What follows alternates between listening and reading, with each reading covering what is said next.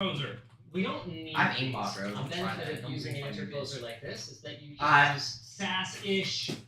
Smoking dead ops. Shut up. Shut up.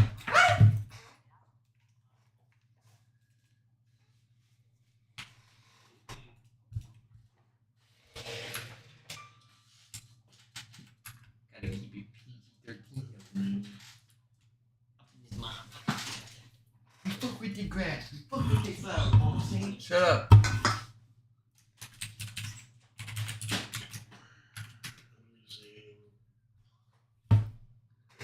Heat up my eye.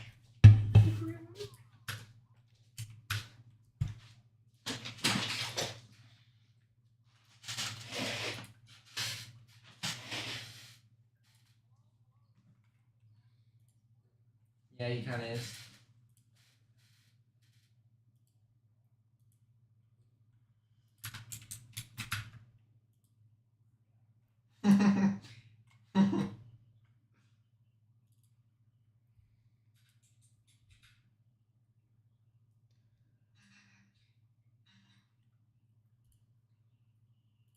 Nigga, what? Nigga, what? Nigga, what?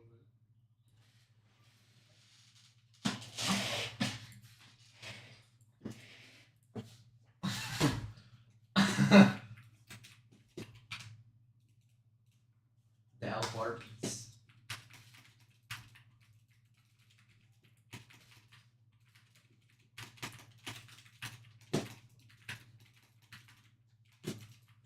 I'm coming for you, cornball. Oh, I got this guy twerked up. I got Ethan twerked up. Oh my god, I got 200. Monkey underneath the cone, I repeat. Monkey underneath the cone. Up there. Please. 200. Oh my god. I've got 1 damage dealt to me yet. So crazy.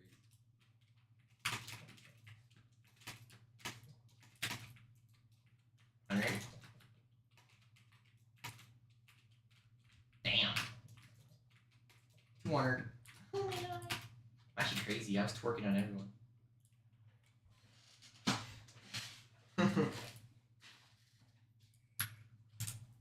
I know. I'll be like that. My dumb brother, he's annoying. Shut up, They're bitch. telling you to shut up. I don't care. Probably cute fag Steve.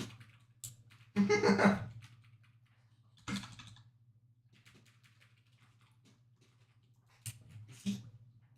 Nah. No way he's emoting. Was that you emoting? What are you guys doing?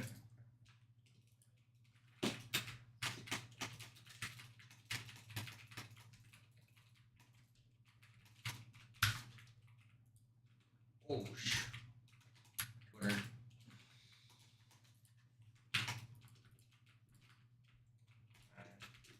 I'm gonna twerk on him. Never mind. He's moving. Whoa. Calm down, dude. Fuck. He took the pad. But I'm already down here. Shit's tragic. Dude, padding. One shot. One shot. I have aimbot. Told you. Oh.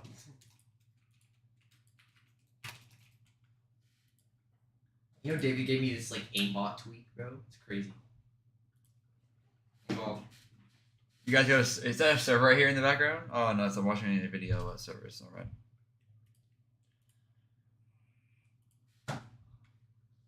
No, he's not.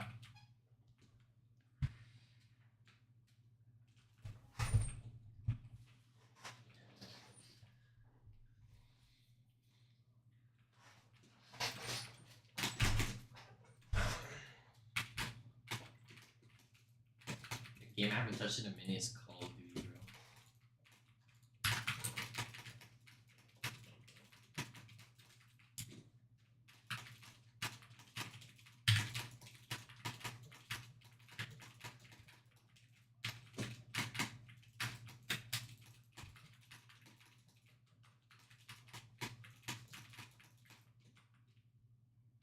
On me. He's like one. He's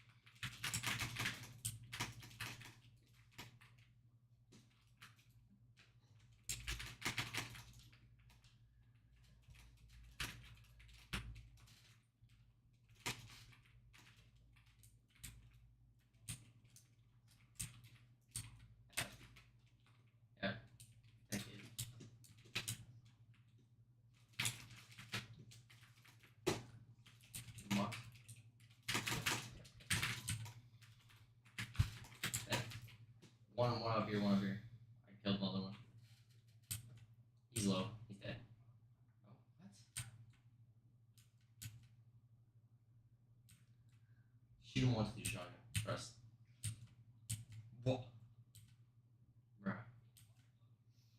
No way you're loading that long.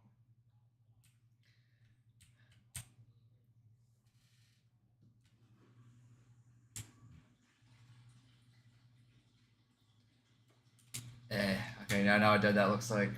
That's an orange one on the map. Shoot now.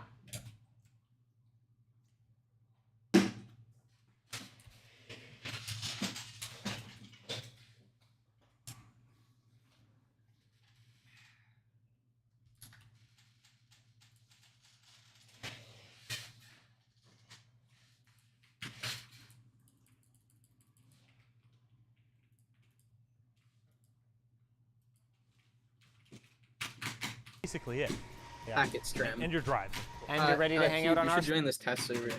assuming that Yeah, subreddit is I'm still out these days. Send me You know what it is, VIP. though? Yeah. The send it in segue. the group chat. To our sponsor. Everybody, join the test server. We shall do some fucking foolery. Hold on, I'm gonna add it. Hors d'oeuvres at a fancy party, and it's time to stop. With a little help from Delete. Delete Me will help you find They don't and have tablets. Dog shit tablets. Dog shit dot jar. Today we're going to be discussing how YouTube continues to circle the drain.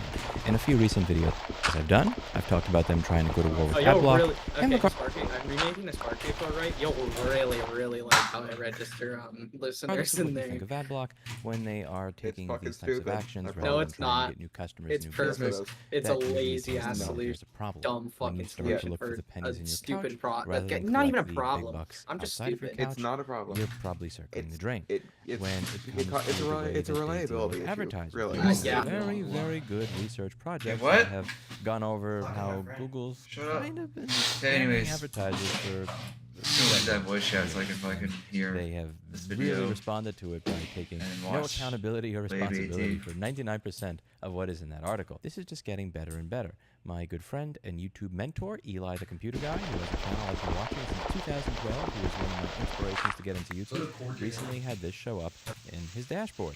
Grow your channel's popularity and engagement by promoting your video on YouTube. Running a promotion helps attract new viewers who can boost your subscriptions, views, likes, and other engagement. And the way this works is your videos will show up if you pay them. YouTube is trying to get people who make content on YouTube to pay for views now. They want us to fucking pay for YouTube views. Now, why is something like this offensive when it's being put into somebody like Eli the Computer Guy's channel? Eli the Computer Guy has a channel. He's been on YouTube for about 10 years, and he makes a lot of educational content that you can see here. And 10 years ago, his educational content did very well. He did these videos with a whiteboard, 1 million views here, 800,000 views there, 600,000 views here, 500,000 views here. These videos did very, very well. And at some point, something clicked, and the videos that he did would get 1,000, 2,000, 900. It's the same general idea. It's educational. First base, classes, guys. educational First base we content. found. Man in orange shirt shows you Kind of something base. about IT in general with a bias towards how do you make money on this in the real world and what are your clients going to complain about? What kind of stuff are your clients actually going to be interested in paying you Okay. for? That was always what made his channel special. And as time went on, it just kind of went to shit to where nobody If you had watches it. and people would say, I don't see your videos in my feed anymore. And Eli the Computer Guy is not one of those people Perfect. like You're Tech anyway. Racks that decided to take an axe to their channel by burning live organisms on camera. He did not abuse his wife on camera. There wasn't any sort of event that would have caused him to lose 10 or 20 or 40,000 subscribers in a month like other people. If you look at his social blade over the past 5 or 10 years, it's a slow march up. He's been gaining subscribers regularly. So it gets to a point where you have over 1 million subscribers and your videos with the same format as your old videos are getting literally 900 views. That's just like you know that somebody's again. If you burned bugs and set them on fire, if you were mean to your wife and you were losing 40,000 subscribers a month, fine. When you're gaining subscribers regularly and you're getting 900 effing views a video, something weird and strange is going on over there. And at some point, Eli the Computer Guy gave up. he decided to tackle life's more important issues, like filming ducks, and answering the very important philosophical question of what is a duck? And I don't blame him for doing this. If I had a channel that once educated people, that has, for whatever reason, in spite of all its subscribers, the fact that it continuously grows and has new subscribers is just being shit on by YouTube, I would probably start filming ducks and losing my mind as well. The part that I find the funniest here that Eli never even touched upon in his email to me is this whole, hey, we can destroy your channel, and if you pay us, maybe we'll get it back. And then when you do that, it doesn't even work. Isn't this kind of offensive? Like, how does this make you feel when your channel is essentially destroyed by a platform, and then they tell you if you want it back, pay us? I'm sorry. Can you go fuck yourself?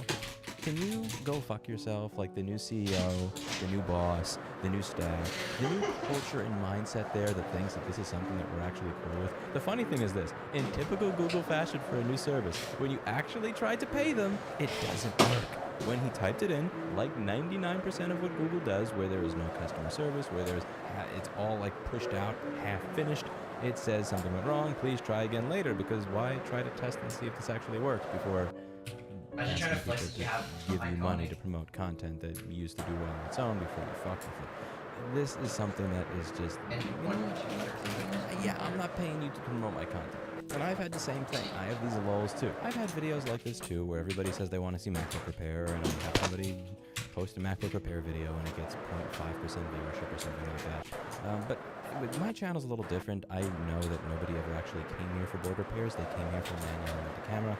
Eli's channel actually started as a IT educational and introductory concepts channel. So when you see it doing that poorly, yeah, again, like 900, this is, something strange is going on there. And then when you continue, you see this. This is another piece of lovely news if you're actually one of the people that's paying for YouTube Premium. YouTube Premium Individual Plan Price Update. Hi Remy, thank you for being a loyal member throughout our journey. We created YouTube Premium so you could enjoy all the videos and music you love without interruptions. To continue delivering great service and features, we are increasing the premium plan price to $13.99 a month. As a long-standing and valued member, you are currently paying a lower rate of premium than the rate available to new subscribers.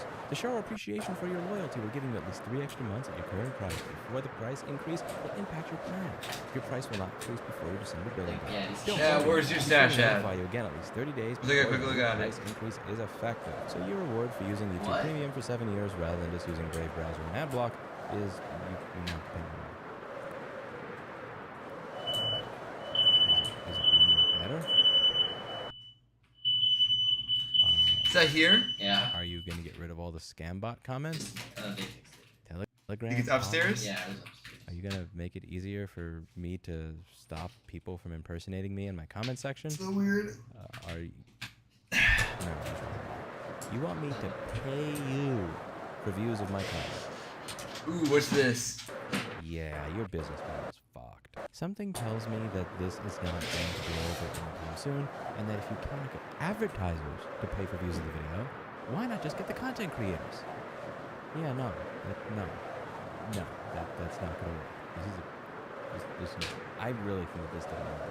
Like, a part of me really does wonder if this is something that is not going away, and if there are advertisers that are running away from the platform. Because again, after this happened, after I posted about this, you have, one of the things I noticed is my own ad rate went down around the same time as this.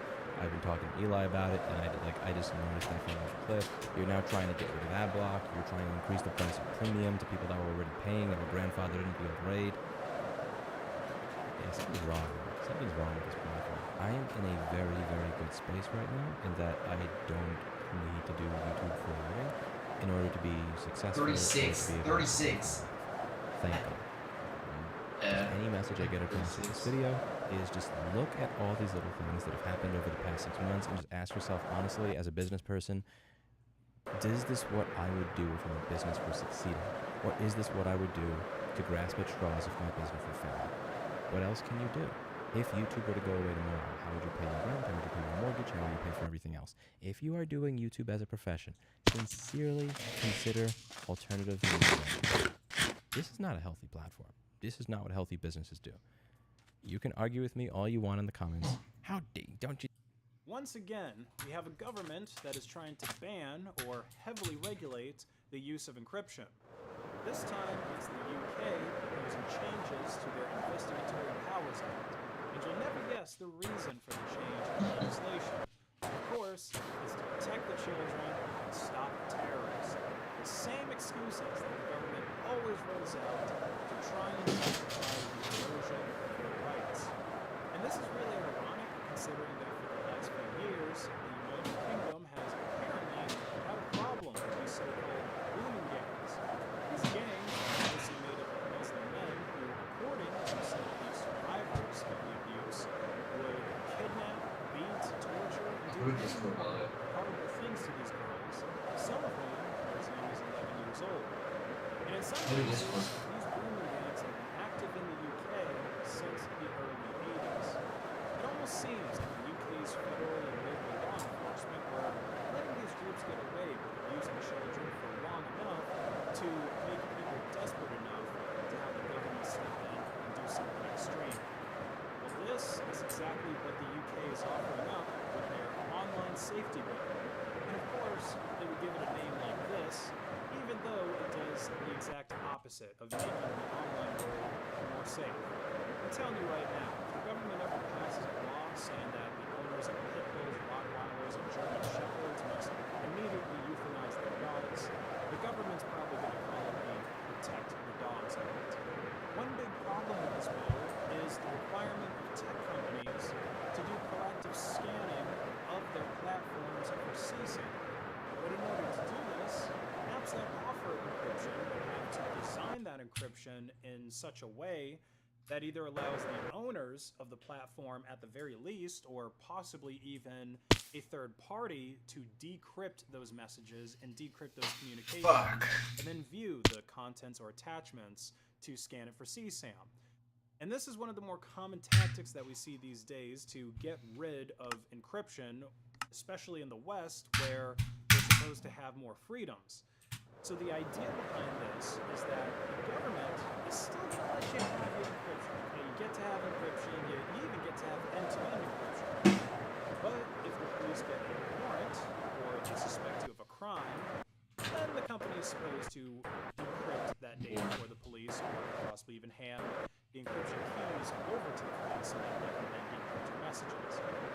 And I think the reason that it's presented this way is to trick people into thinking that this is just a continuation of the laws we already have. This is just the Fourth Amendment in the digital age, right? Or whatever the equivalent of that is in the country. In the United States, the Fourth Amendment prevents the police from searching the house without a warrant. But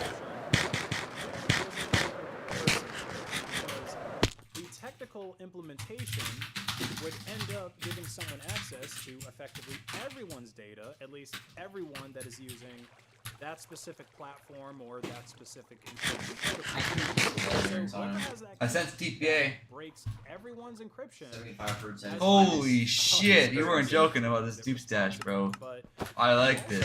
problem of someone So can I just take one of everything or what? Some kind of hacker, most likely a state-sponsored one. I mean, if they can get a key to break encryption of an entire messaging platform, What kind of items you got here? popular one like Facebook Messenger or WhatsApp, You should give me some of these. I'm taking one. unimaginable. See, the thing is, Some alpha gapples. to prevent someone from getting access to your encrypted data. Cosmos has A lot of that stuff is automatically collected and stored by beacons. I'll take one of these. World. I mean, Take some of these. stored by the Guys, NSA. stat. So it's not like Diamond you block, really of course. need to go to your Gold house block, and of course. necessarily Iron see blocks, your of phone course. or Oh computer yeah. like you would with a normal search warrant Redstone. to see what's in it. They already have your messages. They already have Base? data that you Yeah. transmitted over the internet. Yeah. It's just encrypted. And hackers are also able to steal my brother's, encrypted data almost as easily. For Sharing example, free Minecraft open source viewers software like one of their Wireshark bases and is a wireless antenna. Bro, I'm gonna get another account on one sec. Copy the data that's being transmitted from your laptop or from your phone What? to your wireless router, which Viewers ultimately are showing goes out you to the internet. their bases. And this can be done in a totally passive way. It's not like they have to log on to your network or like necessarily hack into your network. And with long-range antennas, they can collect this data from over a mile away as long as they have line of sight to your house. The only saving grace here, the only reason that this aspect of wireless communication isn't a giant security problem is the fact that communications between your router and your devices are encrypted and hopefully using a modern encryption that isn't easy to break. So without secure encryption, things that we take for granted like Wi-Fi and LTE. Fuck. Okay, I'm gonna go into console. I'm gonna cheat a little bit. The technical implementation X main. of the backdoor into encryption is also not very feasible. For one, there's many different kinds of encryption that are used in different applications that are created by different I vendors, bet. and in some cases, Oh, my account got killed. create Okay, one their sec. own encryption. So you run into a situation where Okay, this is the Apple account I'm dropping a has bunch of shit to. backdoor FaceTime and iMessage and all their applications. Meta is going to have to backdoor WhatsApp and Facebook Messenger. Signal has to backdoor their applications. Oh, you got me a lot of it. That's one of my alt So accounts. This bill is going to require a lot of different backdoors into different applications. Guess what? Which exponentially increases the chance. Here you go. Here's a of present. users lying taking place Here, let me add you. Let me click you here. or hackers that might Okay. compromise the security. Middle click not enabled or what? But what disappoints me the most about this proposed bill There we go. isn't the Okay, here. clear Here's my lack present of for you. technical That's one of my other alt understanding that accounts. People writing these laws and passing these laws have. It's how ineffective That doesn't come on very laws often. can be at actually stopping criminals from committing crime. Just like how here in the U.S. we Now, have laws that in against office. owning automatic weapons unless you have. I gotta have that. I gotta have That this. doesn't stop gangbangers from putting switches on their guns or making other simple I like the muscle modifications gun. to them to make them full auto. Making encryption. Can't. I don't have dragon eggs, bro. Trying to Or put dragon heads. regulations on it No. doesn't guarantee that online Is my alt companies account? will comply with that law at all, or that they are going to use any of these backdoor platforms. Most of the encryption that we use every day is based on open source software and open source algorithms. So putting in a backdoor that isn't obvious is already almost impossible. Yeah, and But chest over here. even if you come up with some really clever obfuscation technique that nobody can I hate 75. I This hate is what's mobile happening. phone. people that really care about their privacy, and I guess the Gonna make sure slaves add my alt and account. criminals I know. are just going to use independent forks of the encryption protocols, or they could just go and create their own brand new encryption protocols. I mean, it's usually not recommended to roll your own encryption. This is a good kid. I like it. Necessity is the mother of invention, and privacy advocates have been able to create some pretty good encryption so far. So it's probably no surprise that a lot of companies are outright refusing to comply with backdoors, and that they're threatening to pull their services from the UK altogether. Apple very recently said that they would remove some of their end-to-end encrypted services like Facebook and iMessage in the UK rather than backdoor the security of those apps in order to comply with the bill as it passes, which is kind of funny because not too long Wanna let you ago, go. Apple wanted to scan everyone's photos in iCloud, or CSAM for deciding not to after a great deal of backlash. WhatsApp has an open letter to the UK government voicing their concerns about the bill, and Signal has also done the same thing. There really is no effective way to ban or backdoor encryption without compromising the security of all its users. It wouldn't be effective at all at catching these more sophisticated grooming gangs that end up doing this stuff for decades. That's clearly organized crime, which secure communications are just a small part of. So far, the most popular encrypted messaging platforms are just refusing to comply with this, or they're straight up leaving the UK. So, because the United Kingdom wants to go full Iran with their internet censorship and block all of these apps from the App Store, block websites that are offering Never have enough of these two services, things. and block VPNs and Tor to keep people from getting around the censorship, then they're not going to be able to effectively implement it. Even then, all that's going to do is just make it slightly easier for them to catch. Okay, now I'm some stacking stuff up criminals in this who account. So I got probably could have 4 of gone without those, breaking encryption. 2 of those. It's all going to be at the expense of the entire country. These, and these. Is that really worth it? Stock up one of these.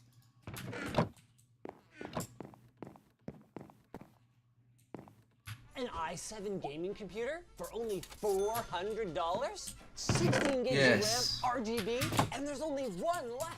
I'd be stupid not to buy it. This might not be you, but there's a good chance that someone you know is at risk of spending their hard-earned money on a decade-old gaming PC without realizing it. Just drop all this shit on that account there, yo. Dressing up e-waste with pretty lights and glass side panels. Thanks for letting me do this. A big industry, and that's not inherently a bad thing. I'm also keeping these machines Obviously, we need some of operating rather than these. sitting So we need a around. cutlass. But only if they're upfront about it and the price is right. And I just do not feel that way about the machine that we bought Cutlasses. from Penny's UPC. Armor. On the one hand, it actually shipped us better hardware than what was listed in the item description. But on the other hand, the presentation of it is clearly designed to prey on people who associate RGB with performance and who don't keep an this Intel is about product it. training guide with them at all times. For example, the listing omits inconvenient details in some places, and it makes the system sound much more capable than it really is. All right. So I'm asking you guys, please help me stop people from buying this stuff. And in a moment, I'm going to show you why that's so important. Okay. And I'm going to lay out an alternative that will get you Oh, bro, that's a cool kit. at a lower price. I'm also going to lay out our sponsor. Build Redux. Build Bet. a fully customized. Okay, we got game one more system inventory row to for fill. Any budget. Just pick your favorite games and see how they perform using their online PC builder. Head to the link below and create. No render. You know, guys, it's actually weathering right now. Let's see what $400 gets you. Looks pretty dope. I like this. First up, a Wi-Fi dongle complete with NCAP. Second up, just about the flimsiest PC power cord I think I've ever seen, so I would expect it to be functional. And we get some packing foam, and of course, Let's get 2 swords. a complete one. There was having a little stroke.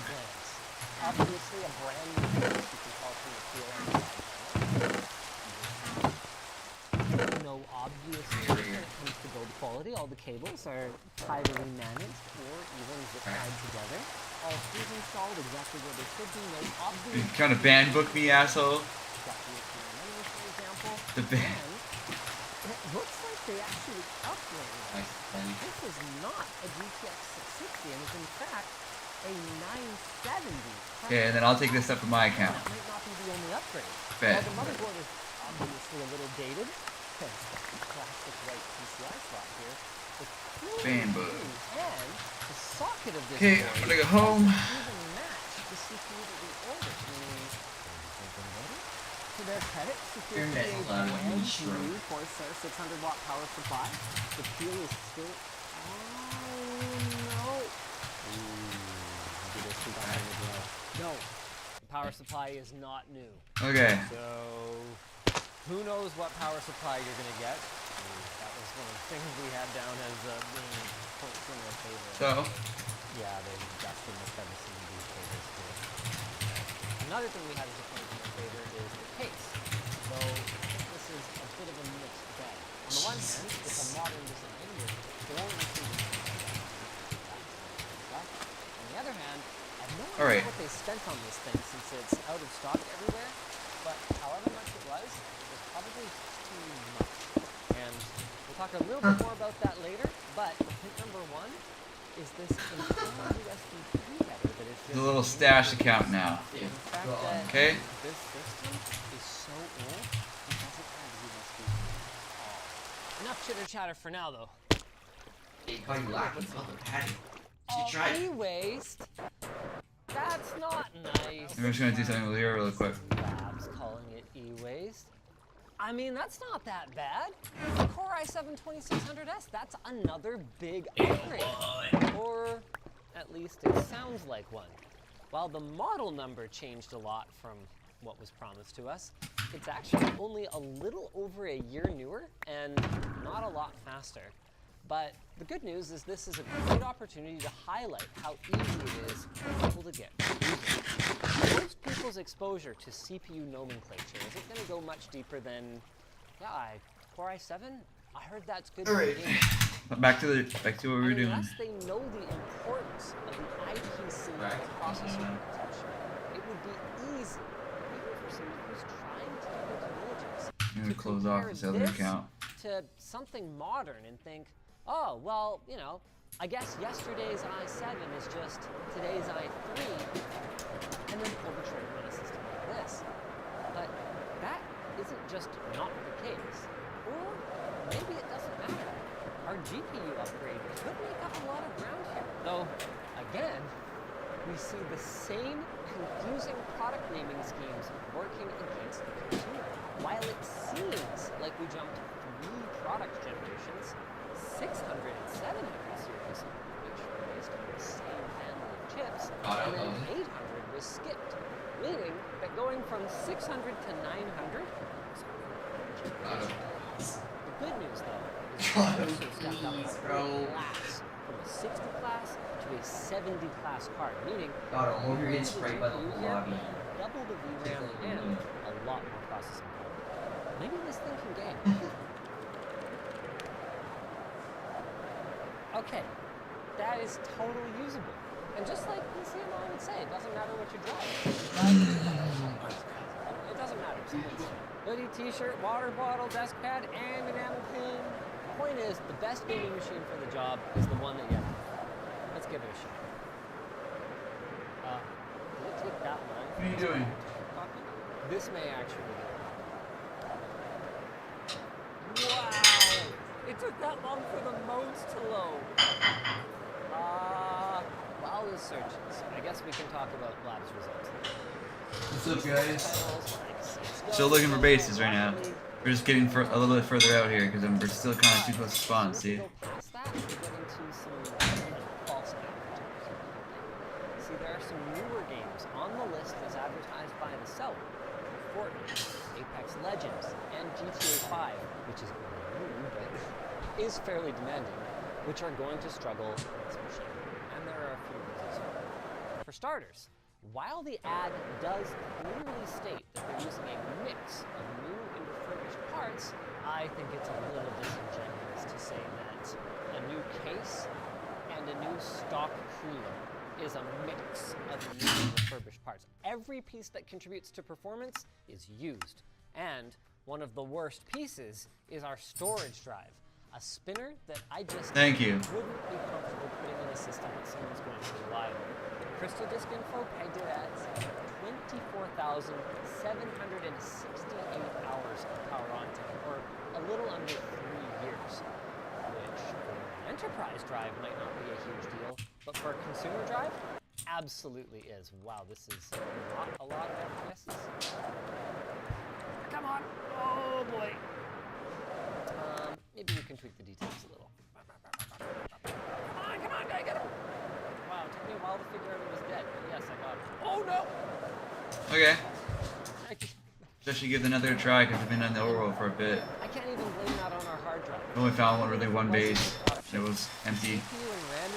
And yeah, I know those people like to hide their shit in the fucking nether, so. There has been a lot of advancements in CPU design that isn't really obvious from a basic spec sheet. Need to flip and steal. This is one of the reasons that our lab's website project is so important, right? We picked the best part, let's split the team, because making matters worse. As our chip continues to age, we're going to reach a point where modern software simply refuses. I gotta go find one. On the GPU side, NVIDIA hasn't officially sunsetted support for the 900. Okay, let me fly away for a bit. Yet. But based on how long I'll be back. I'm Just gonna AFK fly. Oh, to spawn. Pretty much do anything. And then on the CPU side of things, we go back just a couple more generations.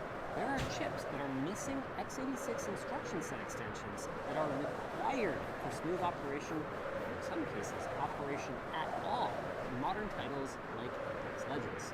Thankfully, that hasn't happened yet on our 2600S. We were able to benchmark 3, Cyberpunk, modern games like that, but it's a matter of time before that changes. I think my biggest issue here, though, is just the price.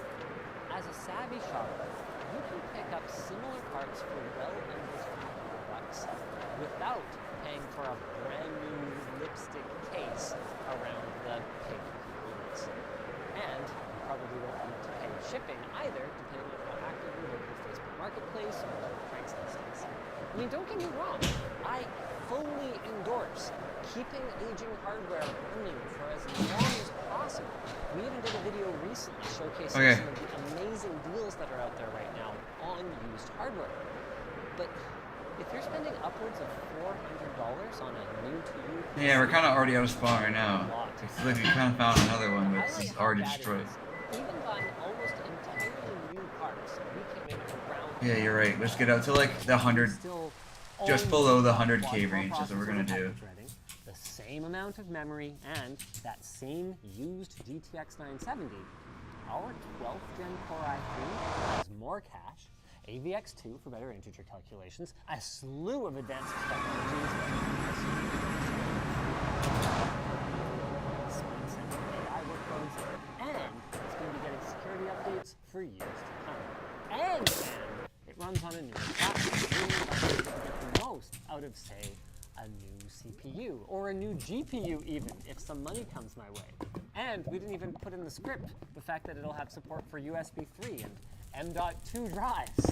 To put the performance difference in context, guys, we ran our Factorio benchmark and Cinebench on our poor, struggling 2600S, and, well, the numbers speak for themselves. Our single core score didn't even crack 1,000 points, and multi-core is just shy of 3. Guys, a modern i3 12100 is going to get you closer to 1,600 point single core, 8,400 multi. I mean, that is the kind of difference that you can really feel, even in day-to-day use. We've got an entire video about how gigahertz doesn't actually matter, but obviously not everyone's watched it. How do you think for seeing Core i7 gaming computer buy button? Because a lot of it boils down to terrible marketing practices and the obfuscation of real tech specs from the big players. I mean, think about it. When you walk into a computer shop today and look at the box for, say, a CPU, it barely lists anything. Contents, Intel processor with thermal solution? Really? That's all you're giving me? Oh no, okay. I get this, to a layperson, indecipherable product number and 20 megabytes of cache. No clock speeds, no core counts even. It's obvious from the prioritization here. The only thing they want you to know is Core i5. I mean, AMD is a fair bit better, at least on this little sticker. If you look closely at it, you'll find cores, threads, boost, and base frequency. But it's clear what the trend is.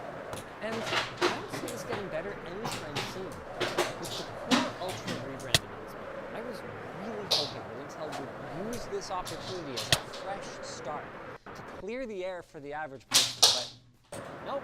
It's basically just, we've taken the bold step of removing your eye. You're welcome. I mean, I called this before, and I'm saying it again. We're going to be stuck with the same issues we've got today. And I know that most of you guys watching this video can probably tell the freaking difference between, you know, a Core i7 13700K and a Core i7 2600S. Most of you guys are going to look beyond just Intel Core i5 must be good for gaming. I know you guys are going to drill into the true specs. Some random stuff. Based on the sales numbers for these things, a lot of people won't. And this is one of keeping things out of the landfill. Because all we're really doing is sending the original case that was housing all of this stuff to the landfill and then buying a new flashy, shiny one. It's going to keep happening, guys. At $400, we're in that magical console price zone. It's got flashy RGB and a cool tempered glass side panel to make it look like a legit gaming computer. It's just, with stuff like this, you're not getting the performance that you're paying good money for. So mark my words, in another 10 years, we're going to see the exact same thing.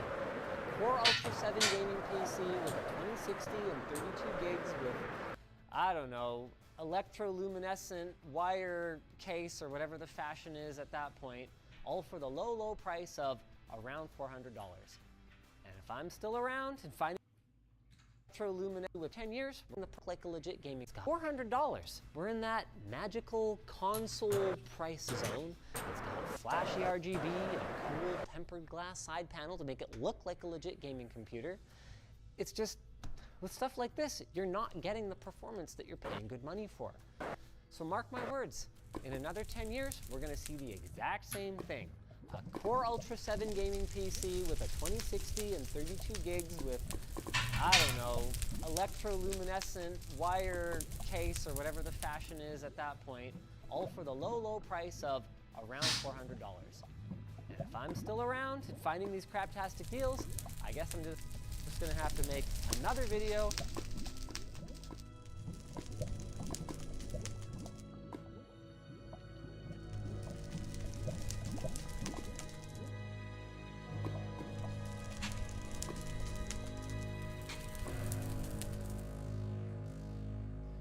Hey, it's crazy some of these pre-builds that they build, they're fucking cheap as fuck, man. Watch this fucking... Have you ever noticed that the starting at configuration always sucks? And you know what else, guys? You know what I noticed? People are like, oh, Linus is gonna be so shit when he's not the CEO anymore. It's literally more Linus now. It's basically every fucking video since he dropped the CEO is now better. It's now Linus in it, and it's better. Okay? And there's more frequent, better videos. And he seems happier. The best part is you'd often save a bundle of money doing that, thanks to the improved affordability of those cards. But you can't do that anymore. RAM and even storage drives are being soldered directly onto the main boards of everything from phones to laptops, forcing consumers to pay today's price up front for their hypothetically future needs. But today's prices are the reason I'm making. Ooh, look at what I found. Oh my god, guys. I found something. Is that whether it's today or tomorrow, the only source. Or maybe it's just an asshole who puts chests everywhere. I think that's what it is. Some guy does that. Puts chests everywhere. I really don't think we're talking about. And yeah. Utter disconnect between market pricing for commodity memory and storage chips and the prices that are being charged to consumers by big brands like Apple and Dell. Prices that we are forced to pay if we don't want to be stuck literally forever with a machine that is hamstrung by its utterly inappropriate starting configuration. Let's take a look then at how we got here and see if we can come up with some ideas for how to fix this going forward. And some ideas for a message from our sponsor. MSI! Don't just shop for a laptop. Level up your gaming experience with MSI's summer sale event. Check it out at the link below. It's only fair for me to begin with the advantages of a tightly integrated hardware design because they are real and, in some cases, provide measurable benefits to a platform. Let's start with memory. Have you ever wondered why your GPU doesn't have memory slots the same way your CPU does? I mean, they're certainly capable of being equipped with different capacities. Well, believe it or not, they used to. But this fact is coming into fashion for a number of good reasons. For starters, slots or sockets add complexity and therefore cost to the board design, which will need to be passed along to the end user. And for what? To deal with more compatibility edge cases and user error? And besides, who knows better than the GPU designer what memory configuration would be an ideal match, both for the onboard processing power and for upcoming games? All of which is fair enough, but the biggest reason by far was performance. To address the growing demand for high-fidelity visuals, GPUs needed to be fed with ever faster memory. Have you ever wondered why your GPU memory is laid out like this, like this? The reason is that the shorter you can keep your traces, connections, this is right around where I want to be.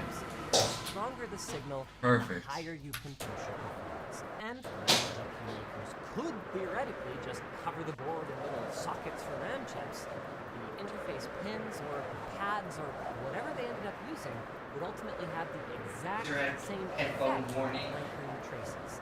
That is that they would and therefore real world. And we can see this exact same thing happening in modern DDR5. Have you ever noticed that while by DDR5 sodium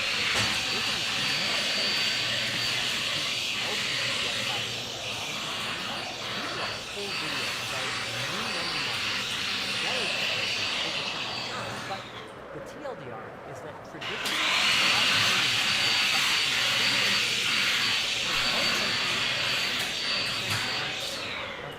and that puts manufacturers who choose to stick with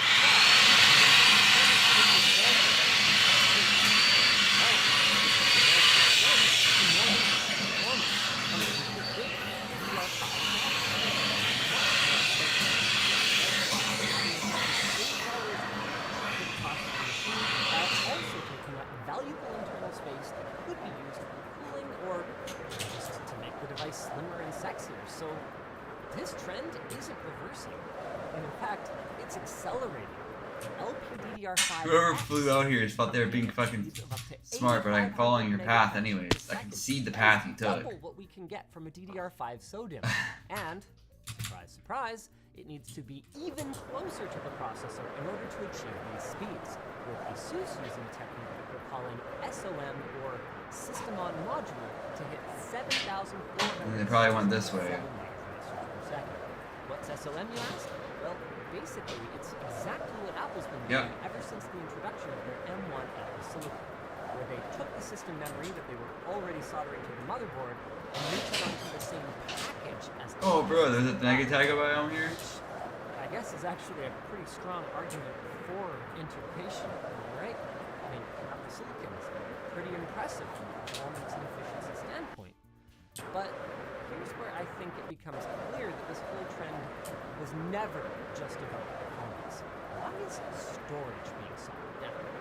Every argument that we've considered for memory, the extra thickness it adds to the machine, the high cost of the interface, the performance, all of it falls apart completely for storage, which almost exclusively runs over PCI Express in modern laptops. And while PCI Express certainly has its own signal integrity challenges to overcome over the next decade or so, it is designed to scale to the data center level and can easily run at the distance between the storage chip and the controller on your CPU or SoC. This is where the tinfoil hat comes out a little bit then, but hold on, don't tune out, because I think I can demonstrate why I think that this just comes straight down to maintaining the knocking on upgrade points. All we've got to do is follow the money, because the profit that can be captured by doing this is astounding. Now, Apple is not the only company to have taken the step of soldering down their storage, but they are the only one that's brazen enough to put barriers in place that prevent users from upgrading even their non-soldered SSDs. So, I saw clearly new chunks over here. I want to start by going back to memory. Apple appears to have decided, at some point, that 8 gigabytes of memory costs $200. That same figure pops up whether we go from 8 to 16 or from 16 to 4. Jack called me Omega Sussy. Heroically charged us a little bit more even for our MacBook. Its memory slots, the average price we found for a single 8 gig DDR5 SODIMM was around $30 at the time of recording. And even if we assume, rightly, that Apple is using premium memory chips and we go with the highest price, that's $60, which is still $140 less than what Apple wants for that exact same capacity. And where else in the consumer electronics industry can you get away with a 300% markup? Oh, don't worry, we found something. Let's talk about storage. The SSD in a MacBook is not magic. As I mentioned before, PC, Mac, they're all using the PCI Express bus and the protocol. Just like the M.2 drive that you would stick into a PC or, I mean, who cares for that matter, a PlayStation. The only real difference is they built the controller for the flash storage chips into their Apple Silicon rather than using a discrete one. Oh, and I guess they also limited themselves to 2 NAND flash chips, while discrete drives can have space for 4 or more, which improves capacity at the cost of, well, cost. As with Apple's RAM, we can't necessarily source the exact chips they're using for storage, but just like with the RAM, we can ballpark it to give you some idea what's going on here. The sweet spot for commodity SSD drives is about $100, which means the cost to manufacture each of those must be well under $25. In Apple's base model, they're using only a single NAND chip You've probably seen the stories talking about the reduced storage performance in those models as a result of that chip. And what that means is that upgrading a MacBook Air or a 13-inch MacBook Pro to 512 gigabytes is really just adding a second 256 gigabyte chip, which at the current price of around 6 cents a gig is going to set Apple back $16 if they were paying retail pricing, which they're not. Then again, of course, neither is the customer. That's right, Apple wants a whopping $200 from you for that extra 256 gigabytes of storage. That is more than 12 times the retail price of that chip integrated into a different product. I mean, that is just wow. And Apple's not the only one doing it. The configurator for the Dell XPS 13 2-in-1 allows me to go from 512 gigs to 1 terabyte for, wait for it, $150 US. Might look downright reasonable next to Apple, especially because of how relatively usable that base configuration is. I don't have to. Oh, I didn't even include this in the script, but iCloud, of course. I don't want any storage on the machine, so you can just pay the monthly for iCloud instead. Okay, that's a whole other level to it. I need my hat back. No, it doesn't matter. What matters is that in either case, the SSD is likely the most profitable component in either of these machines, which might be worth it if they were doing something super performant or they were extra reliable or something. That's what Industrial Disclosure Framework does, where they lay out exactly what model they'll be using so you can compare prices and decide if it's worth it. But instead, brands like Apple and Dell are simply putting in whatever they like, regardless of the performance impact. Again, like we saw with those single chip MacBooks. So then, what's the solution here? Well, this is going to sound pretty wild, but I'm not actually asking Apple to take less margin on their products, or even mark up their upgrades less. Contrary to the narrative, Apple isn't even an obscenely profitable company. They operate at about 40% gross margin. That's a little higher than Intel, similar to us on IntelStore.com. By the way, March edition screwdrivers coming soon. Sign up for notification at the link down below. And actually much lower than others in the technology space, like Google, Nvidia, and Texas Instruments. All I'm really asking for is misleading starting at pricing to decide. The performance claims that they make are nearly always based on a juiced-up config that costs, in some cases, double or more compared to that palatable starting at. And all of this is because of those awful starting configs that are by design barely enough for today, let alone for 5 years from now, and because of the ever-growing markups on the upgrade parts that can only be obtained from the manufacturer. So I guess I am asking for you to charge a little less for the upgrades. And while I'm at it, I'm also asking for some consideration for the longevity of this hardware. I mean, okay, keep the configurator prices high. Most customers aren't going to run out and source upgrade parts anyway, so you might as well profit from them. But for the ones that do want to, swappable components would be a godsend. Here's a couple ideas for how to do it. For RAM, we'll link the video we did on the cam stand, which would bring a big improvement over SODIMMs and even enable modular LPDDR. But even if cam doesn't take off, there's been an interesting uptick in enthusiasts who are performing DIY upgrades to solder components and everything from phones to GPUs. And so I guess all I'm asking then is if you must have your integrated memory because of unified memory access for the CPU, GPU, whatever, just please don't make any further moves towards locking down hardware swaps. I mean, maybe that's the solution in the longer term. As robotics and automation get cheaper year by year. I mean, remember when Scotty from Strange Parts blew the world away with his video showing off the cottage industry players in China that made it possible for him to build a new iPhone completely from scratch? Well, maybe it won't be that long before your neighborhood computer shop has a robot arm in the back that can do quick, reliable component swaps, adding more memory to your MacBook or more storage to your phone, even if everything is all soldered to the mainboard. What I know isn't the solution is just the trade-in and recycling programs that are already there. Part of it, but there's a far greater environmental impact in producing 1,000 complete computers, materials, compared to producing 1,000 chips of memory for upgrades to existing ones. I mean, Apple wouldn't need to recycle 1,000 more computers down the line if they could have just been upgraded to be more functional in the first place. But you can still Circuit specialists. They provide tools and supplies to the STEM community at competitive prices, because looking for electronics components and equipment shouldn't fry your brain or your bank account. Speaking from experience, neither of those are fun. Whether you're looking for resistors, capacitors, soldering stations, oscilloscopes, or quantum resonance generators, the circuit specialist probably has it all, especially if it's a real thing and not a made-up sci-fi. Because as their name implies, they know tech and they know how to find it. So they've made it their goal to give customers access to tools and parts that may otherwise be unavailable or too expensive. And their commitment to quality means they will make sure that those products are reliable and suited to your unique needs. So let circuit specialists help you upgrade your electronics toolkit by checking them out at the link down below. If you liked this video, maybe check out the one we did upgrading the old Mac Pro. And back when Apple let us do wild things like install memory and computer.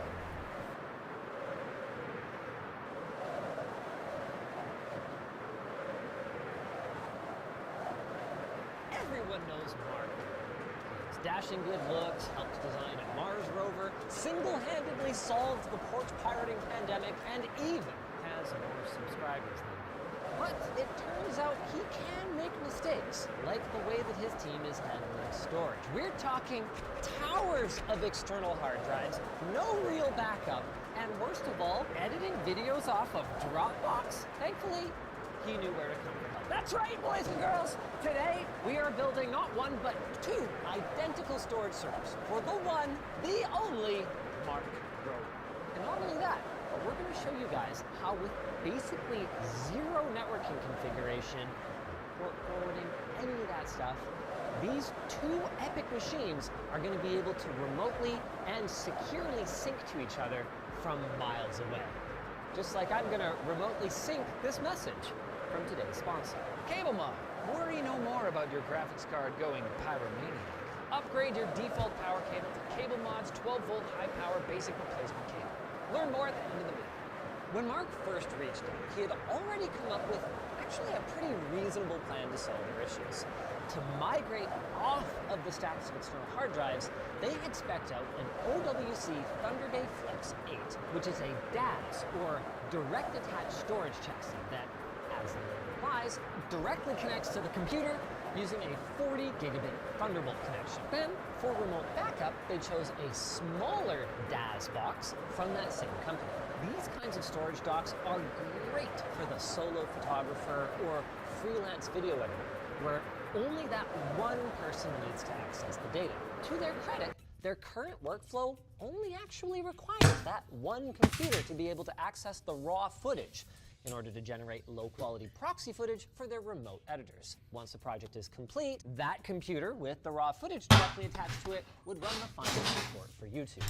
However, just because that works for them today doesn't mean it's going to work for them in the future. And given the flexibility and the upgradability that's afforded by a DIY NAS, or a network-attached storage box, like being able to access the footage on any computer on your network, or, I mean, heck, any computer in the world through a VPN, but when you're spending this kind of money and you operate on a scale larger than one person, this is a no-brainer.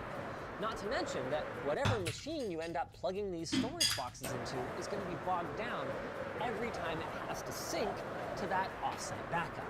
So, what do we build with? Well, the capacity is easy to figure out. He needs lots. He asked for 200 terabytes at each site. But what about the form factor, or the hardware platform? Originally, we spec'd out two options. One based on AMD's Enterprise EPYC platform, and one with their consumer-grade Ryzen parts. But it was immediately apparent that the cost was going to be basically the same, so EPYC was the obvious choice. This is going to be a really fun build because while Mark obviously wants to take a spare no expense approach to keeping his data safe, we also don't want to waste his money, meaning that this is a really solutions-oriented video and we tried to keep it really practical. So back when we spec'd this out, the EPYC 7302P 16-core processor was available on eBay for around $380 a piece. Now, the 16 cores might not be the fastest on the market, but they're frankly overkill for a hard drive-based storage workload like this, and considering the platform advantages, like tons of PCIe lanes and registered ECC memory, it's basically the perfect option. And it's gotten even more perfect. If you check eBay today, you can pick these things up for just $150 used, or with a used Supermicro motherboard for less than $500. Now, some of you are probably freaking out right now. Like, seriously, Linus? You're putting a used CPU in a system for Mark Rober? That's fair. That thought did occur to us. But if you pay attention to how used CPUs drop in price, when each new generation comes out, they go ka-ching, ka-ching. And there's a reason for that. It's because CPUs are damn near indestructible compared to, say, a motherboard or a GPU. So what happens is you've got this glut of CPUs on the market with no boards to put them in. You say indestructible. Can we cut to that clip of him destroying that $10,000 Xeon? Yes, very funny. Except that's also a great way to prove my point, because that $10,000 CPU that I ruined 4 years ago can now be found on the used market. Yeah, I'm watching Linus Texas on base fighting on APT, okay? Or, if you're willing to accept a qualification sample, this one as little as $350. I mean, for these kinds of prices, Mark could literally have 4 spare chips sitting on hand with needing only a screwdriver to swap them out for the price of one brand new one. Going back to our motherboard, unlike a lot of other data center platforms, the Epic SP3 used on 3 generations of chips, Naples, Rome, and Milan. That means that there's still a metric full load of boards that are available, both new and on the used market. But since motherboards aren't anywhere near as reliable as CPUs, we ordered a brand new pair of ASRock Rax Rome D8-2T. I love these boards. We've got several of them in the office that have been rock solid, and they have an absolutely comical amount of I/O. There's an IPMI port for remote management, dual onboard 10 gig networking, meaning we don't even need a separate network card, although we'd have plenty of places to put them, with 7 PCIe Gen 4x16 slots, dual M.2, dual Oculink, Apple by 4 each, 8 single ports to these onboard mini SAS HD connectors, and 8-channel memory, all mounted to a standard ATX form factor PCB. This thing it's better than the bee's knees. It's the and for a bee, that's honey, right? Okay. It'll fit in basically any case, and it shows off the monstrous 128 PCIe lanes of our Epic CPU nicely. Next up is RAM, apparently. Since we're using Epic, Micron sent over 4 32GB DDR4 registered ECC modules that are running at 3200 megatransfers per second. RAM, honestly speaking, is also another place that you can save some money if you're doing this at home. It's just that when we were looking, the price cap wasn't huge for this specific capacity and speed between brand new and used. We're talking a difference of about $20 a stick. Now, the experienced among you may be raising your eyebrows a little bit at our RAM configuration. On the one hand, we've got 128 gigs in a max. But on the other hand, we've kind of cheaped out. By using only 4 sticks on an 8-channel platform, you're giving up half of our total potential memory bandwidth. But believe it or not, there's a pretty good reason for both of those things. One is that, okay, say you're using a QNAP small business NAS or something. You're not going to use much RAM. But we are using TrueNAS Scale, and since it uses ZFS, it uses system as a recap What? of files. Oh, my. ARC and adaptive replacement cache. And the rough guidelines have 1 gigabyte of ARC per terabyte of megabyte storage. So we are right in that sweet spot of 120 gigs. As for why we only opted for a configuration, well, if we were using NVMe storage, we might need the additional speed, but because we're using hard drives,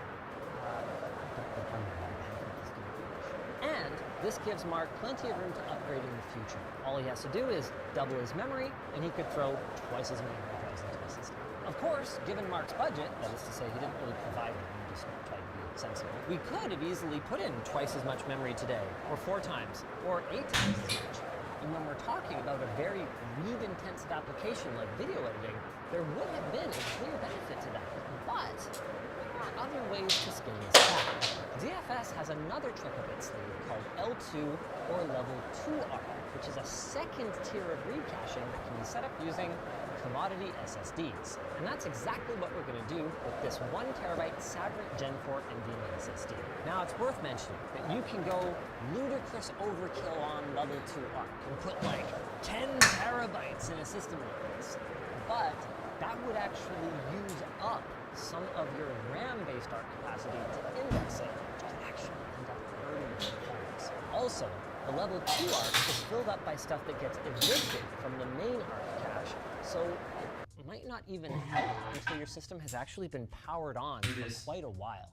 The last thing to go on our board is our CPU cooler. And we've gone with a Noctua U14S TR4 SP3. We want this machine to be reliable in the long term, so using an AIO liquid cooler was out of the question. We also want it to be quiet, since one of them is going to live at Mark's house, and the other is going to be within earshot of people's desks at their office. This one happens to meet both of our requirements. Just like I am required to tell you about the LTT screwdriver that is reliable and soon to be available in, that's right, a Noctua color scheme!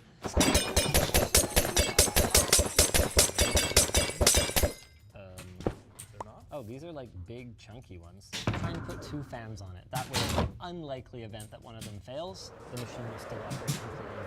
It's not for the this is not This one has one of the big chunky ones on it. What? You left one on the corner? No, there are 5 big chunky ones. The 4 that I have and the one that's on top. Okay, let me go steal one more from you. Are you fucking kidding me?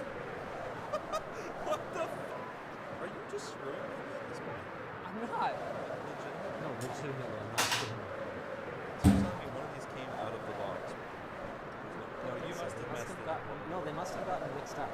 No, the one that was still missing one was the one you brought. Wait, I have 3 fans. Oh my god! Oh, this was the one I borrowed it from. That's the this one. What? Yeah, that's really close. No way. No way, it's not even close. Was this one outside? No, they just are all over the place. Remember when I said that this thing is going to live at Mark's house? Obviously, he doesn't have a server rack in his house. What kind of crazy person would have a server rack in their house? That means that building this into a rack mount chassis isn't necessarily the best option this time around.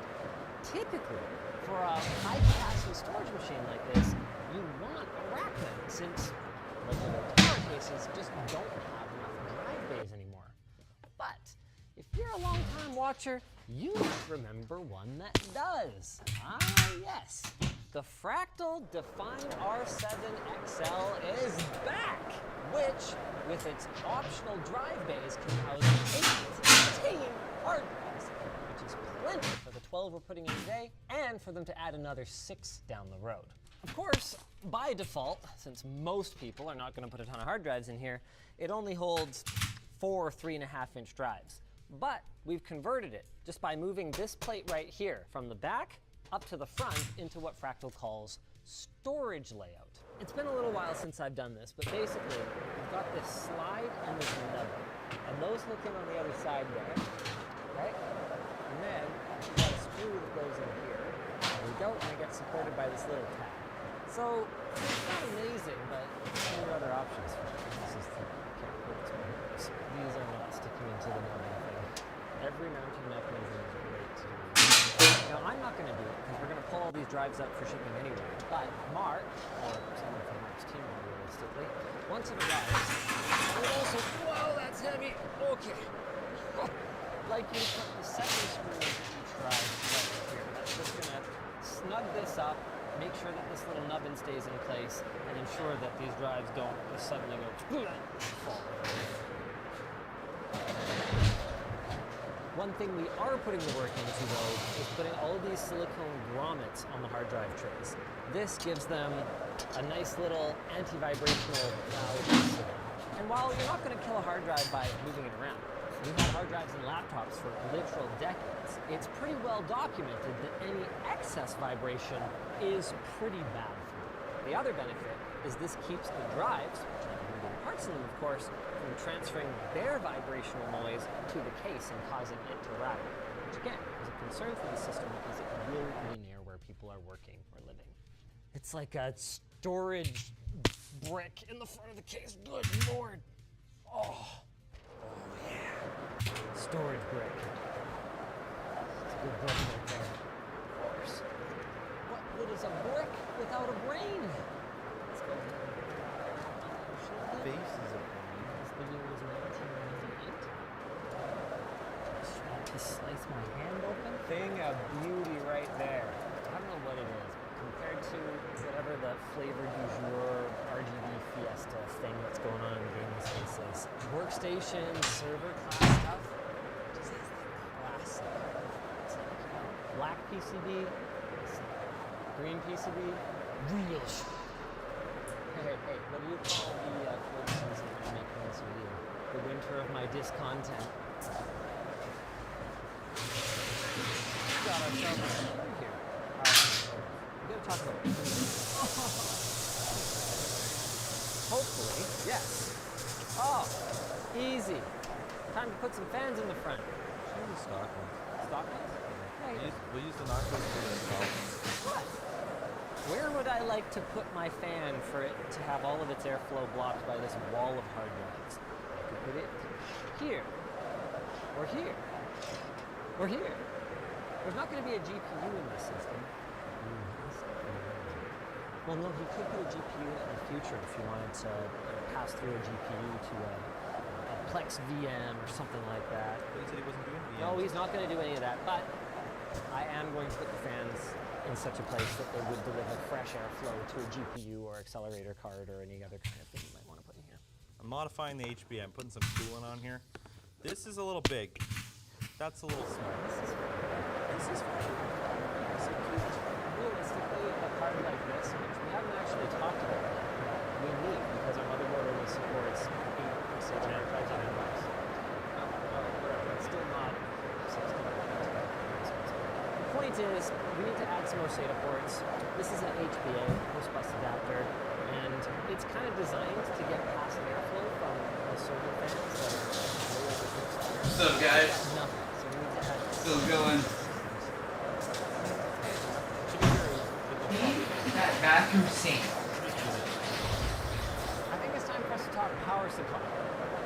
We could have gone with something redundant. In fact, there are some really cool ATX dual unit power supplies these days, but it's not why. What I said? So we've opted for the second Gotta clean the bathroom. excellent Seasonic Prime Platinum 13 power supply. Did we need 1300 watts? The answer is fuck! 1300 watts has native support. Fucking water, suck it up. And while we could have adapted something else or even used splitters, even the SATA, using splitters is not recommended because they definitely you got too much current over them, and that's fine. This is a machine that's intended to be operated continuously for years on end. I mean, we don't know how long he's going to keep it. Nothing would stop him from running this for like 10 years and he's going to replace his hard drives as they fail. So we don't want to take any chances.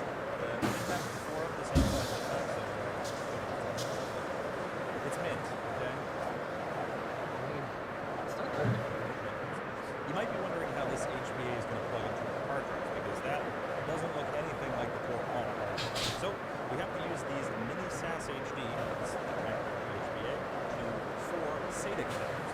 And you can plug directly in no problem. Like I just mentioned before, the motherboard actually has 2 of these mini SAS HD connectors. 8 of our 12 hard drives are already covered. So this HBA is only going to be used on 1 port. You can buy ones that are cheaper with less ports. This is a 16i and they make an 8i, and I think some other companies might even make a 4i, which would be just 1 connector. It's just that we wanted to set it up for future expansion. Even in the situation where he went well beyond the capacity of this case and switched to like a rack mount chassis, this HBA is still gonna work, and he has enough ports for another 12 drives on here. You just slide it on in. There's no graphics card because it's a server, so we can put this right in the top slot like that. Pretty cute, right? Aside from like an hour of cable management, the last thing this system needs is boot drives. We're gonna be using a pair of Micron's 5400 Pro series drives. These are like data center grade SATA SSDs. They're Honestly, overkill and probably more expensive than I would have spent on boot drives, but Micron sent them for the project, so not a big deal. And these are gonna last, gosh dang, pretty much forever. TrueNAS doesn't really write a whole lot to the boot drives. You're talking like configuration and some statistics and logs and stuff. So you could probably run it on a USB if you had to. Maybe you could. So these are super. Hey, look, it's working. Okay. Let's see if all of our drives. 1, 2, 3, 4, 5, 6, 7, 8, 9, 10. Beautiful. Where are our boot drives? There are some weird stipulations on this board, despite it having a bajillion I/O. Some of them are shared. I think slot 2, which is either the second from the bottom or the second from the top, is shared with like the M.2, these ports, the Oculink ports. So depending on if like a little jumper you can move around, some of the things get disabled. I suspect that that's what's causing it right now, so I just gotta check the motherboard manual to see. We can see from this jumper chart that SATA 4_7, so 4 to 7, does get disabled in some circumstances, and 4 to 7 is the bottom one, which is what our boot drives are playing. So that is right, we're good. We just need to move this jumper. The X's mean that it's disabled. We have 2 M.2 slots, so we don't have to worry about our M.2 because this M.2 slot is always on. Actually, the only thing we need to worry about is the SATA and probably that PCIe slot. So I think I'm gonna put it in this configuration because that means we get 8X on the PCIe slot, that other M.2 is gonna work, and our SATA. I don't think Mark is ever gonna want to use Oculink for anything, and I would suspect if anything they might want to use that PCIe slot. Maybe they won't use it, I don't know, I'm just gonna put it in that config and don't call me. This guy is already in the correct position. Now, the system's booted up and we've got TrueNAS Scale installed. Now we can set up our array. Because this is, it's mission critical data. They don't want to lose this stuff. This is already going to have an offsite backup. We're going to set it up in a pretty safe configuration, but one that is still going to be very performant. In our experience with ZFS, usually the best option to get good sequential and random performance, sequential being big video clips and whatnot, and random kind of being small text files, or if you have lots of photos, you're copying all those at once, is to use a VDEV size of 6, which works great with our 12 drives. However, because they're hard drives, we do need to have some sort of protection for that array. They are, at some point, going to fail. It's a for sure thing. So, we're going to use 2 of those 6 drives as parity data. That means in each of those pools of 6, Fucking hell, man. we can lose 2 drives. Why do you gotta be such a giga asshole and lag the server? Which means Like, we're gonna fuck. lose a little bit of capacity. I think that brings us from 240 terabytes, because these are 20 terabyte drives, down to 160.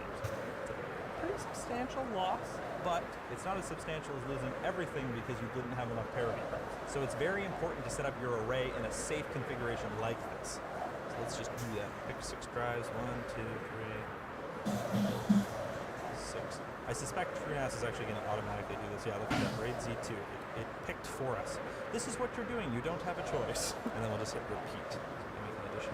That's going to give us a formatted capacity of about 150 terabytes. Also, before we're done here, we're going to add our level 2 ARC. You can see there's a cache type of VDEV, so we'll just add that. Select our 1 terabyte NVMe drive and pop it on. There are a few more steps we still have to do. I want to set up email alerts, so if a drive were to die, they actually know. It doesn't tell you. Hey, my drive's dead. You have to get an email for that. We're also going to have to set up a data set, some user accounts so they can actually read the data off of it. We're going to have to set up the software for our remote sync, which is called Tailscale, and then set up the sync process. But we're going to do all that when we're on the phone with Mark. So we said we were going to build 2 of these today. That was fake news.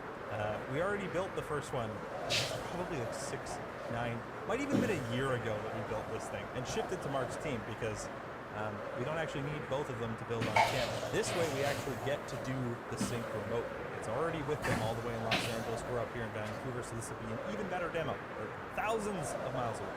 There are a few things we need to finalize before we actually ship the machine, but we've got it working enough now that we're ready to hear from its new owner and do a live demonstration to blow Mark's mind with an automatic scheduled backup across this unassuming black wire over hundreds of miles.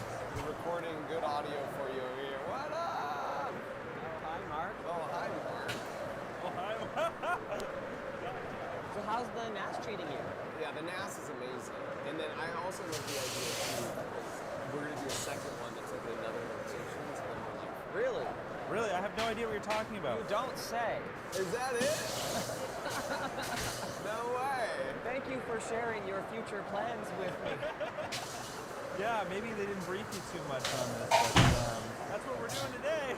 Oh, really? Yeah, we're going to do an off-site backup, and you are going to sleep so much easier at night knowing that every night, everything that you ingest to your main editing NAS, which can be used by any of his editors, local, remote, whatever. If Mark just wants to check on something, everything that he dumps on there is going to be replicated to this one so that in the event of a fire or other disaster, the data won't be lost because the hardware has a value, sure, in thousands of dollars.